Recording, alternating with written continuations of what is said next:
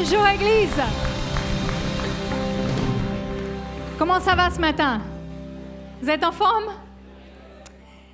Alors, ne vous asseyez pas tout de suite. Je me suis dit que comme c'était le 14 juillet, la fête nationale, on allait pouvoir commencer par un petit cours d'histoire. Alors, j'ai invité Stéphane Bern ce matin pour nous expliquer ce qui s'est passé le 14 juillet 1789. Alors, est-ce que... Je rigole. Vous êtes bien à l'église?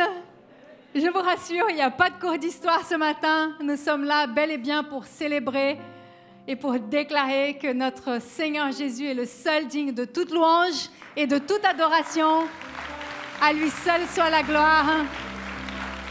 Nous sommes là pour déclarer son nom ce matin. Est-ce qu'on peut, avant de prier, remercier nos musiciens, notre équipe de louange qui nous ont amenés merveilleusement dans la louange? Une déclaration, ça a un poids, une influence. C'est important de déclarer la bonne chose parce que ça a un impact, ça donne une direction. Ça exprime une vision, une croyance, une conviction. Et j'aimerais qu'on puisse prendre le temps ce matin de développer sur ce thème. Parce que je crois vraiment que le Seigneur, il veut faire des grandes choses ce matin ici, à travers nos vies et à travers notre déclaration. Amen. Alors on va juste prier ensemble, remettre ces instants à Dieu et juste l'inviter au milieu de nous encore et encore. Seigneur Jésus, merci. Merci pour le privilège et la joie que tu nous donnes d'être réunis en ton nom pour t'adorer, pour te louer, pour déclarer que tu es digne de toute notre louange, de toute notre adoration. Viens prendre toute la place ici ce matin, sois au centre de tout ce qu'on fait, Seigneur. Et Saint-Esprit, je t'invite, viens parler à travers moi. Viens m'aider à porter ce message ce matin. Merci Seigneur pour ta vérité qui change les vies, transforme les vies. Ta vérité qui donne la vie, Seigneur. Sois élevé ce matin. Amen. Amen. Vous pouvez vous asseoir, Église. Alors, une déclaration n'est pas juste une affirmation. Elle porte un son qui est différent. Elle est souvent chargée de sens. Il y a des déclarations de guerre et il y a des déclarations de paix. Il y a des déclarations d'indépendance et des déclarations d'engagement. Il y a aussi des déclarations d'amour. Qui aime les déclarations d'amour? Je crois que nous tous, n'est-ce pas? Dans tous les cas, une déclaration aide à positionner les choses. Quand on regarde dans le cours de l'histoire, c'est intéressant de voir qu'à chaque fois qu'il y a eu des tensions, des oppressions, il y a souvent une déclaration qui en est sortie après, qui a changé un peu le cours des choses ou qui a donné un positionnement. Ça me fait penser à mon fils Mathieu, quand il avait environ 4 ou 5 ans. Nous sommes allés au Brésil et à cette époque-là, il ne parlait pas encore portugais. Il n'avait jamais prononcé un mot en portugais. On lui parlait en portugais et en français, et puis quand je lui parlais en portugais, il répondait en français. Et là, il s'est retrouvé en train de jouer avec des petits copains brésiliens, et ils ont commencé à le pousser dans une balançoire, mais vous voyez, quand les enfants ils s'emballent vraiment, donc ils le poussaient, et il allait vraiment tout là-haut, il a commencé à avoir peur.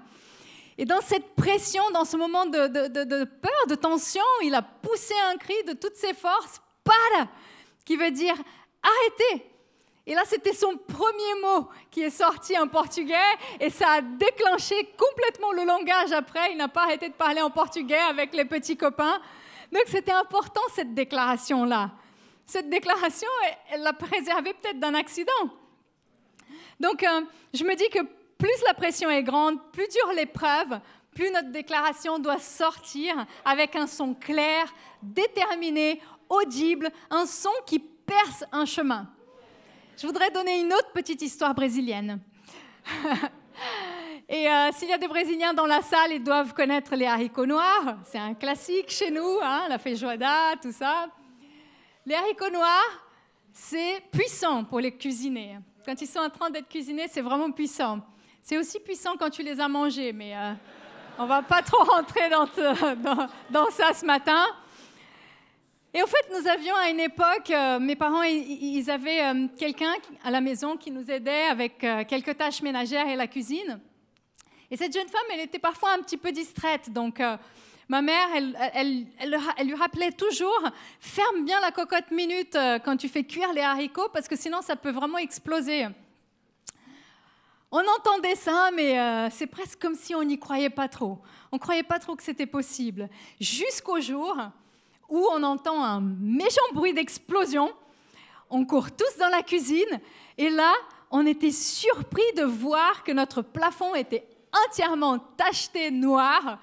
Ce son, c'était impossible de ne pas s'en apercevoir. C'était un petit peu, notre plafond était un petit peu comme nos enveloppes de dîmes et offrandes, vous voyez, comme ça. Il y avait des taches noires partout. Et c'était assez impressionnant, cette pression qui avait fait que les haricots sont sortis et poussaient un cri, une déclaration, une liberté. Et c'était le cri de la révolution des haricots noirs. Bref, quelle est ta déclaration aujourd'hui? Quel est le son de ta voix qui va changer le cours de l'histoire? Il y a tellement de déclarations dans la parole de Dieu. Et là, dans les prochaines 4 heures qui vont se suivre, on va en parler un peu. Non, je rigole. J'ai choisi 3 qui me passionnent dans la Bible. 3 histoires de déclarations qui me passionnent absolument. J'aimerais partager ça avec vous ce matin. Est-ce que vous êtes OK pour ça? Alors, la première déclaration est celle-ci, ma déclaration d'identité. Ma déclaration d'identité. Venez avec moi dans Matthieu 3, au verset 16 et 17. J'aime tellement ce récit. Surtout, on a plein de baptêmes en ce moment dans la vie de notre Église. Et à chaque fois que je pense au baptême, je pense à ce merveilleux récit. Alors, ça dit ceci. Dès que Jésus eut été baptisé, il sortit de l'eau. Et voici, les cieux s'ouvrirent. Et il vit l'Esprit de Dieu descendre comme une colombe et venir sur lui. Et voici, une voix fit entendre des cieux ces paroles. Celui-ci est mon Fils bien-aimé, en qui j'ai mis toute mon affection. Quelle magnifique déclaration de la part de Dieu. De ce qu'on voit dans les Écritures, le ministère de Jésus n'avait pas encore commencé. Quand il était petit, c'est vrai qu'à 12 ans, il s'était un peu échappé et il s'est retrouvé dans le temple avec les docteurs de la loi. Mais la parole, elle nous dit qu'après ça, il était revenu à Nazareth avec ses parents et il leur était soumis. Et c'était vraiment à l'âge adulte, lorsqu'il s'est fait baptiser, après les 40 jours dans le désert, que son ministère a vraiment commencé. Et moi, ce que j'aime là-dedans, c'est que c'est comme si le Seigneur était en train de poser une fondation solide à travers cette déclaration, une fondation solide dans sa vie avant de l'envoyer en mission. Cette déclaration d'amour, tu es mon Fils bien-aimé, comme un père aimant qui bénit son fils qui va bientôt partir de la maison. Pour ceux qui me connaissent savent de quoi je parle. Notre fils vient d'avoir 18 ans et voilà, a des projets de départ loin. Et donc, comme un père bénissant qui dit à son enfant, avant que tu ne partes, laisse-moi te dire quelque chose. Tu es mon Fils bien-aimé, en qui j'ai mis toute mon affection. Je serai toujours là pour toi. C'est tellement important, une déclaration d'amour. Il n'y a pas de meilleure déclaration pour placer une fondation solide dans notre vie. La déclaration d'amour et d'acceptation de notre Père céleste. Déclaration qui nous rappelle que nous sommes enfants de Dieu, notre identité d'enfants de Dieu. Connaître notre réelle identité va nous positionner pour notre destinée. Savoir que tu n'es pas juste Pierre, Matthieu, Sarah, mets ton prénom à la suite, mais que tu es Pierre, enfant de Dieu, en qui Dieu a mis toute son affection. Ça va tout changer. Ça va changer la donne. Cette identité d'enfant de Dieu qu'on reçoit lors de notre salut nous donne des accès. Accès à un héritage céleste préparé à l'avance pour nous. Accès aussi aux promesses de Dieu. Accès à l'autorité de Dieu que lui, il nous a confiée pour opérer en son nom. Accès à une vie abondante et éternelle. Quand j'étais adolescente, mon père était commandant d'une base aérienne. Et le simple fait d'être sa fille me donnait quelques accès. J'avais le droit de rentrer dans la base sans forcément présenter mon identité parce qu'il me connaissait. J'avais le droit de rentrer dans son bureau, sauf quand il était en réunion. J'avais le droit de manger à sa table. J'avais le droit de bénéficier parfois de son conducteur. J'avais certains accès. Le simple fait d'être sa fille me donnait des accès. Alors, ce qui est différent avec l'identité que nous avons d'enfants de Dieu est que parfois, avec nos parents terrestres, on peut avoir accès à des bonnes choses comme aussi des mauvaises. Parce que, tout simplement, nos parents sont des êtres humains. Ils peuvent commettre des erreurs. Mais la bonne nouvelle, c'est que quand on est enfant de Dieu, on a accès aux bonnes choses. On a accès à des choses merveilleuses. On a accès à des promesses. On a accès à tout ce qu'on a cité tout à l'heure. Ça fait une grande différence. Tant qu'on n'est pas établi dans cette identité d'enfant de Dieu, on aura du mal à être fructueux dans la mission qu'il nous a confiée. Comme si on venait pour un poste de travail et sans présenter notre identité. Ça n'aurait aucun sens. On n'aurait aucune légitimité. On nous demanderait tout de suite, mais t'es qui toi? Une identité, c'est tellement important. Et encore plus important que ça, c'est ce que toi tu dis de ton identité.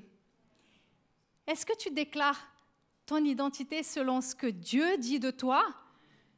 Ou est-ce que tu déclares ton identité selon ce que les autres disent de toi? Ça va faire toute une grande différence. C'est tellement puissant de connaître notre identité d'enfant de Dieu. Est-ce que tu déclares que tu es plus qu'un vainqueur en Christ qui nous a aimés? Ou plutôt, tu déclares « je n'y arriverai jamais ». Est-ce que ce qui sort de ta bouche par rapport à ton identité te positionne pour la victoire ou pour l'échec? La déclaration de notre identité est une clé essentielle, Église, pour nous positionner sur le bon chemin à parcourir. Mais il y a une autre déclaration qui est tout aussi importante. C'est notre deuxième point de ce matin, je l'ai appelé ma déclaration de mission. Ma déclaration de mission. Une fois qu'on a bien compris notre identité, on va pouvoir s'attaquer à notre mission. On est tous ici sur terre pour une raison, pour une mission. La parole de Dieu nous dit dans Éphésiens 2, au verset 10, « Car nous sommes son ouvrage, ayant été créés en Jésus-Christ pour de bonnes œuvres, que Dieu a préparées d'avance afin que nous les pratiquions. » Donc non seulement nous avons été créés par Dieu, nous sommes son ouvrage, mais nous avons été créés avec un but, pour des bonnes œuvres préparées d'avance pour que nous les pratiquions. L'ordre de mission que Jésus nous a donné avant de partir, on peut la trouver dans Matthieu 28, au verset 18 à 20. On voit Jésus qui parle à ses disciples. Jésus s'étant approché leur parla ainsi. « Tout pouvoir m'a été donné dans le ciel et sur la terre. Allez, faites de toutes les nations des disciples, les baptisant au nom du Père, du Fils et du Saint-Esprit, et enseignez-leur à observer tout ce que je vous ai prescrit. Et voici, je suis avec vous tous les jours, jusqu'à la fin du monde. » Faites des disciples, baptisez, enseignez. Pour accomplir cette mission, il faut déjà que moi-même, je sois un disciple de Jésus. Que je suive ses enseignements, que je sois passé par les eaux du baptême aussi. Jésus lui-même a donné l'exemple pour ça. Je ne peux pas conduire les autres à aller là où je ne suis pas allé en premier. Et ça ne veut pas dire que je dois attendre d'être parfait pour commencer cette mission. Si c'était le cas, on ne la commencerait jamais. On ne sera jamais parfait. Mais ça veut dire aussi qu'il y a des fondations essentielles qui ont besoin d'être posées sur notre vie avant qu'on puisse commencer à conduire d'autres dans les enseignements, dans ce chemin de disciples. Lorsqu'on décide de suivre Jésus, il nous transfère aussi son autorité. Quand il avait envoyé les disciples pour accomplir de bonnes œuvres, ils sont revenus tout feu, tout flamme, émerveillés de ce qu'ils ont pu accomplir. Et Jésus leur a dit, c'est normal, je vous ai donné l'autorité pour accomplir tout ça. Bon, il n'a pas dit ça dans ces mots. On peut trouver ça dans Luc 10, au verset 19-20. « Voici, je vous ai donné le pouvoir de marcher sur les serpents et sur les scorpions et sur toute la puissance de l'ennemi. et rien ne pourra vous nuire. Cependant, ne vous réjouissez pas de ce que les esprits vous sont soumis, mais réjouissez-vous de ce que vos noms sont écrits dans les cieux. » J'aime tellement que Jésus ait mis la mission en perspective. Les gars, c'est bien tout ce que vous avez fait, mais ne vous emballez pas trop. Les œuvres, ce n'est pas plus important que le salut. Le salut est ce qui est le plus important. Les bonnes œuvres sont bonnes, même si on est là pour faire des bonnes œuvres, le salut est encore plus important. Et il nous est accordé par la grâce de Dieu. Et notre mission est avant toute chose de glorifier Dieu, pas nous glorifier nous-mêmes. Quelle est votre perspective par rapport à la mission que Dieu vous a donnée? Déjà, est-ce que vous savez que vous avez une mission ici sur Terre? Si vous ne savez pas quelle est cette mission, relisez Matthieu 28, verset 18. Relisez Marc 16, verset 15, où Jésus a dit « Allez partout dans le monde et prêchez la bonne nouvelle à toute la création. » Prêcher ne veut pas juste dire d'une plateforme. Prêcher veut dire, c'est aussi dans nos rencontres. C'est aussi en partageant le témoignage de ce que Jésus a fait dans notre vie. C'est aussi en démontrant l'amour qu'on a pour les autres. La parole de Dieu nous dit que nous serons reconnus comme disciples de Jésus par l'amour que nous portons les uns pour les autres. C'est une telle bonne nouvelle que nous partageons. On a tous une mission en tant que chrétiens, de faire connaître l'amour de Jésus et le message de la bonne nouvelle. Une fois que nous connaissons la mission, c'est important de décider d'ouvrir notre bouche pour déclarer que nous sommes investis de son autorité, afin que ce soit clair dans le monde spirituel que Dieu nous a rendus capables pour cette mission. Nous déclarons que cette mission, nous l'accomplissons en fonction d'ambassadeurs de Christ. C'est écrit dans 2 Corinthiens 5, au verset 20. « Nous faisons donc les fonctions d'ambassadeurs pour Christ, comme si Dieu exhortait par nous. » Quelle est ta déclaration de mission? Qu'est-ce que tu es en train de déclarer? Si on te demande quelle est ta mission ici sur Terre, est-ce que tu saurais y répondre? Même si vous n'avez pas encore trouvé l'appel spécifique pour votre vie, il y a un appel commun qui nous concerne tous en tant que croyants. Et cet appel, c'est de faire connaître l'amour de Jésus et le message de la bonne nouvelle. Et c'est en s'engageant dans cet appel commun qu'on va finir par découvrir l'appel spécifique. On va finir par découvrir les choses qui sont particulières aux dons et aux talents que Dieu a déposés dans notre vie. En s'engageant dans cet appel commun. Connaître ta mission et la déclarer sur ta vie va te donner une direction, va te donner une vision, un focus. Et ça va aussi te rendre fructueux. Et quand nous donnons du fruit abondant, notre Seigneur, il est glorifié. Il est tellement glorifié. Pour résumer, ma déclaration d'identité, je sais qui je suis et je le dis. Ma déclaration de mission, je sais ce que je suis appelée à faire et je le dis, je le déclare. Il manque peut-être quelque chose. Est-ce que je sais comment je dois le faire? On a déjà vu que l'identité nous a été donnée pour positionner à la bonne ligne de départ. On a vu aussi que la mission nous a été donnée avec l'autorité nécessaire, donc le chemin de la course est tracé et prouvé possible. Il manque une dernière déclaration. Venez avec moi dans Actes 3, versets 1 à 10. On va lire un de mes passages préférés dans la Bible. Je dis ça à chaque fois que je cite un message parce que je les aime tous, quasiment, sauf quelques passages dans Lévitique, bref. Deutéronome, bon, bref. Acte 3, versets 1 à 10. Pierre et Jean montaient ensemble au temple à l'heure de la prière. C'était la 9e heure. Il y avait un homme boiteux de naissance qu'on portait et qu'on plaçait tous les jours à la porte du temple appelé la Belle, pour qu'il demandât l'aumône à ceux qui entraient dans le temple. Cet homme, voyant Pierre et Jean qui allaient y entrer, leur demanda l'aumône.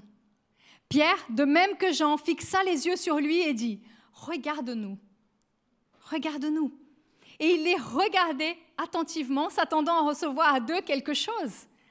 Alors Pierre lui dit « Je n'ai ni argent ni or. » Là déjà, il a laissé clair, « Esprit de mammon, Tu t'en vas. Il a déclaré que c'est le Seigneur Jésus qui règne dans sa vie et non pas l'esprit de Mammon. Mais ce que j'ai, je te le donne. Au nom de Jésus-Christ de Nazareth, lève-toi et marche.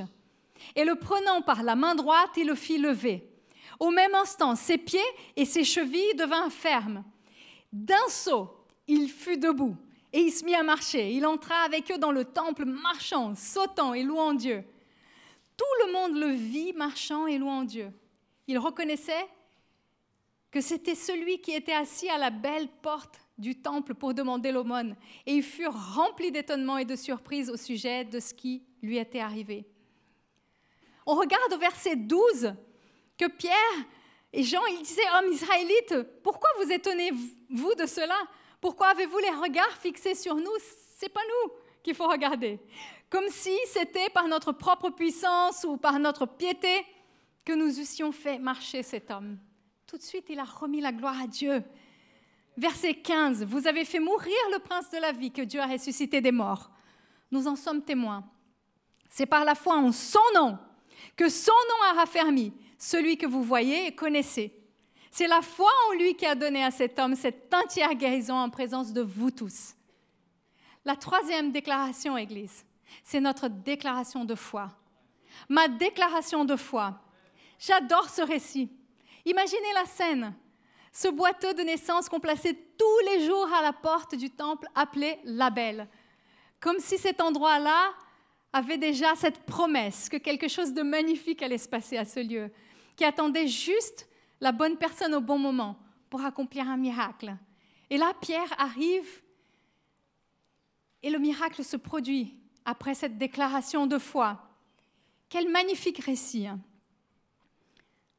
Il ouvre sa bouche et déclare « Au nom de Jésus-Christ de Nazareth, lève-toi et marche. » Quand les deux aveugles qui ont suivi Jésus ont déclaré que oui, ils croyaient que Jésus pouvait guérir, Jésus leur a répondu qu'il en soit fait selon votre foi.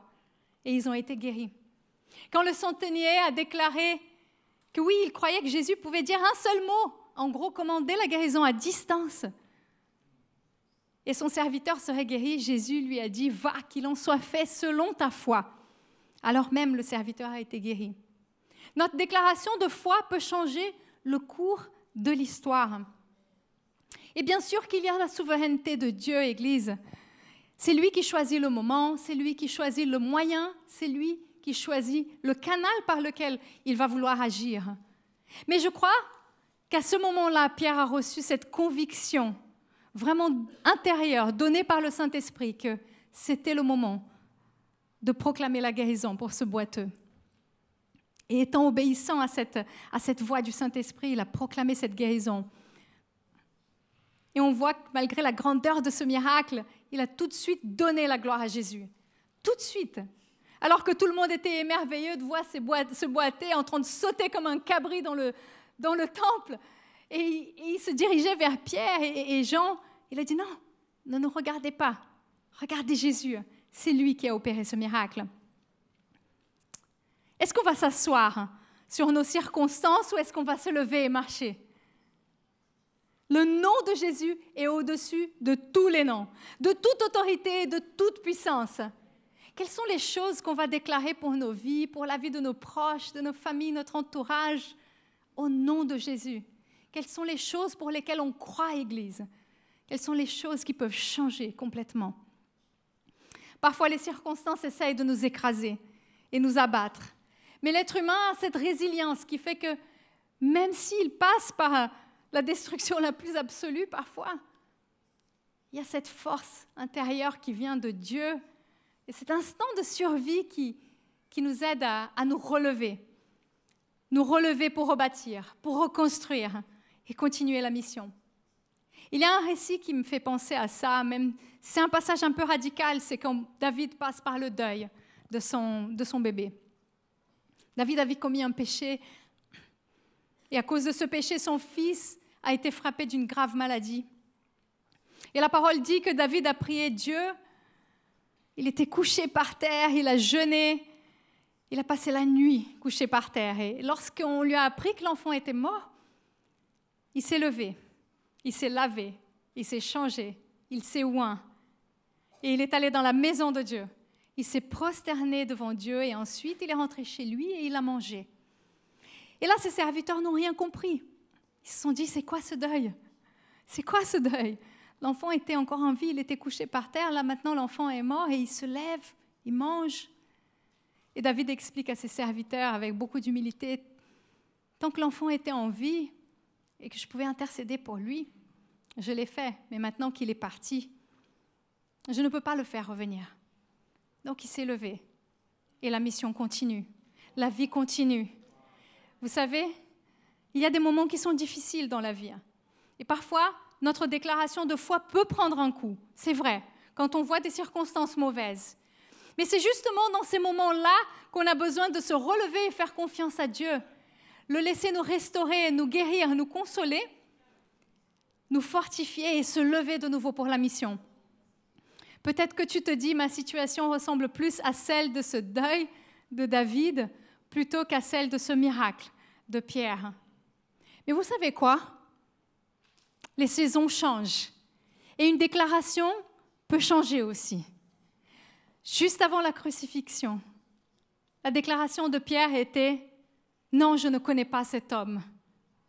Et après la crucifixion, après la résurrection, après qu'il soit rempli du Saint-Esprit, non seulement il a déclaré qu'il connaissait cet homme, mais que c'était le prince de la vie, et que Dieu l'avait ressuscité des morts, et que c'était en son nom que ce boiteux avait été guéri pleinement. Une déclaration, ça peut changer. Comment va ta déclaration de foi? C'est dans les moments les plus difficiles dans la vie qu'on devrait augmenter encore plus le son de notre déclaration de foi et proclamer la vie, déclarer les promesses de Dieu, remettre toute notre espérance en lui. Il est puissant pour restaurer notre âme, nos vies. Il est le maître du temps et des circonstances. La gloire de la dernière maison sera encore supérieure à celle de la première. Je vais inviter les musiciens à revenir. La déclaration de ton identité va te positionner sur le point de départ. La déclaration de ta mission va dessiner le chemin. Et la déclaration de foi va t'aider à avancer sur ce chemin. Alors, quelle est ta déclaration de foi? Est-ce que c'est « je peux toutes choses en celui qui me fortifie » ou est-ce que c'est « je n'y arriverai jamais »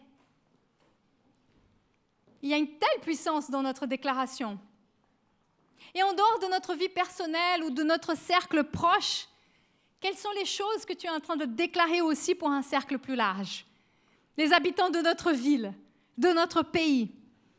Est-ce qu'on déclare des paroles de vie? Est-ce qu'on déclare que le peuple français est béni? Que les dirigeants reçoivent de la sagesse divine pour toute leur prise de décision? Est-ce qu'on déclare qu'ici, dans ce pays, il y a une terre fertile pour le message de l'Évangile? Est-ce qu'on déclare que le peuple français peut être un instrument de Dieu pour sa gloire, pour proclamer la bonne nouvelle et faire une différence, avoir un impact dans le monde? Le son d'une déclaration peut changer le cours de l'histoire. Et ce que tu déclares va déterminer la direction de ta vie. C'est l'adresse même que tu mets dans le GPS de ta vie. Quel est le son de ta déclaration? Est-ce que tu réalises que Dieu nous a choisis, élevés pour proclamer ses bienfaits, proclamer ses merveilles, apporter un message de bonne nouvelle? Il a besoin de notre voix pour appeler son royaume, le royaume des cieux sur terre. Il a besoin de notre voix pour proclamer ses promesses, les appeler à l'existence par la foi. Alors, osons ouvrir notre bouche et augmentons le son de notre déclaration. Juste avant qu'on ait un moment de louange, je voudrais juste qu'on prie ensemble. Je voudrais juste qu'on prie ensemble, l'Église, pour que le Seigneur vienne nous parler profondément par rapport à notre déclaration et ce qu'il veut faire à travers nos vies. Alors, Saint-Esprit, viens remplir ce lieu de ta présence. Je sais que tu es là et que ton œuvre est tangible dans la vie de chaque personne ici présente. Et moi, ma prière, c'est que tu nous conduises dans toute la vérité de la parole de Dieu, la vérité de la grâce et de l'amour de Jésus-Christ, la vérité de cette bonne nouvelle.